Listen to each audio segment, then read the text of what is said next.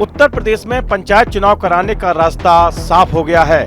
UP की योगी आदित्यनाथ की अध्यक्षता में कैबिनेट ने पिछड़ा वर्ग आयोग के गठन का ऐलान कर दिया है।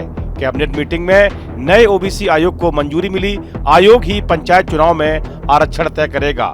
ओबीसी आयोग गठन के फैसले से यूपी में पंचायत चुनाव की सबसे बड़ी बाधा खत्म हो गई है और अब सूबे में फिर से सियासी सरगर्मी बढ़ जाएगी। हालांकि अब 26 मई तक पंचायत चुनाव कराना संभव नहीं लग रहा।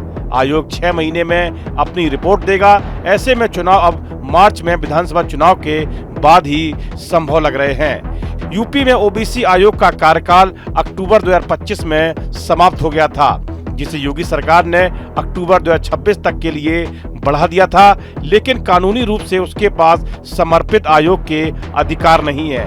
ओबीसी आयोग अपने 3 साल के मूल कार्यकाल के रहते हुए आरक्षण का सर्वे कर सकता है। ऐसे में योगी सरकार ने कैबिनेट के जरिए ओबीसी आयोग का गठन करने का फैसला किया है।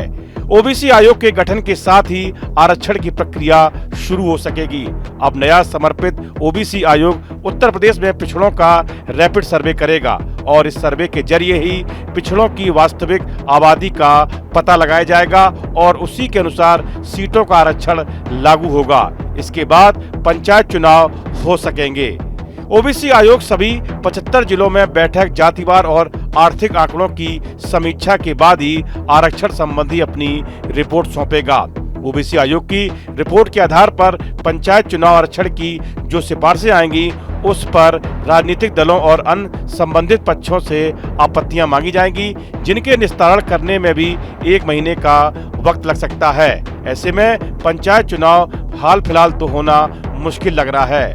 पिछड़ा वर्ग आयोग में 5 सदस्य होंगे जो यूपी सरकार तय करेगी।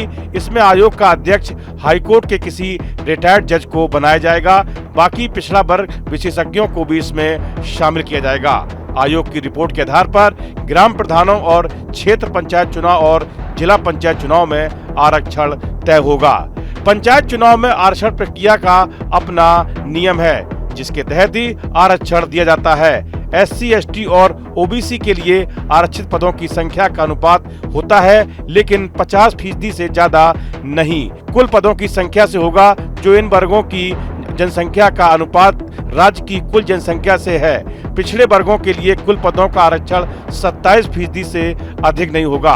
अगले साल मार्च में विधानसभा चुनाव को देखते हुए 4 महीने पहले पंचायत चुनाव कराना सरकार के लिए राजनीतिक जोखिम भरा फैसला हो सकता है। पंचायत चुनाव में अक्सर गुटबाजी, वर्चस्व और राजनीतिक टकराव देखा जाता है। दलीय मर्यादाएं तार-तार हो जाती हैं। इसका पार्टी संगठनों पर बुरा असर पड़ सकता है। अब ओबीसी कमीशन ही 6 महीने बाद रिपोर्ट देगा, तो अभी चुनाव संभव ही नहीं है। इसके अलावा उत्तर प्रदेश में अभी पंचायत चुनाव के लिए मतदाता सूची भी तैयार नहीं हो पाई है। राज्य निर्वाचन आयोग लखनऊ ने 10 जून तक फाइनल वोटर लिस्ट तैयार करने की समय सीमा तय की है। हालांकि आपत्तियों के निस्तारण में समय लग सकता है। तमाम पंचायतों के इलाकों, शहरों में शामिल होने से भी ग्राम पंचायतों की संख्या इस बार घट सकती है। उत्तर प्रदेश में करीब 57,691 ग्राम प्रधान, पंचायत सदस्य, क्षेत्र पंचायत सदस्य, 826 ब्लॉक के प्रमुख, 3200 जिला पंचायत सदस्य और 75 जिला पंचायत अध्यक्ष के चुनाव होने हैं। उत्तर प्रदेश में ग्राम पंचायत प्रधान, ग्राम पंचायत सदस्य, क्षेत्र पंचायत सदस्य और जिला पंचायत सदस्यों का कार्यकाल मई 2026 तक है। इसके अलावा ब्लॉक प्रमुख और जिला पंचायत अध्यक्षों का कार्यकाल जुलाई 2026 के पहले सप्ताह में खत्म हो रहा है। पिछली बार अप्रैल 2021 में पंचायत चुनाव हुए थे, जिसके चलते अब माना जा रहा था कि इस साल अप्रैल में पंचायत चुनाव कराए जा सकते हैं, लेकिन ओबीसी आरक्षण प्रक्रिया के लिए समर्पित आयोग न होने से मामला फंस गया था। ऐसे में हाईकोर्ट की लखनऊ बेंच ने योगी सरकार को ओबीसी आयोग बनाने के दिशा निर्देश दिए थे। इसी मद्देनजर सरकार ने ओबीसी आयोग गठन का फैसला लिया है, जिसके चलते ही पंचायत चुनाव की अब सबसे बड़ी बाधा खत्म हो गई है। इस वीडियो में फिलहाल इतना ही। आप बने रहिए न्यूज नेशन के डिजिटल प्लेटफॉर्म के साथ। आपके मोबाइल पर तुरंत आएगी ब्रेकिंग न्यूज। स्क्रीन पर सबसे पहले दिखेगी बड़ी खबर।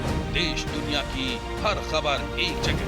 अब आपके मोबाइल पर तुरंत फटाफट इंस्टॉल कीजिए न्यूज नेशन ऐप। और रखिए खुद को अपडेट।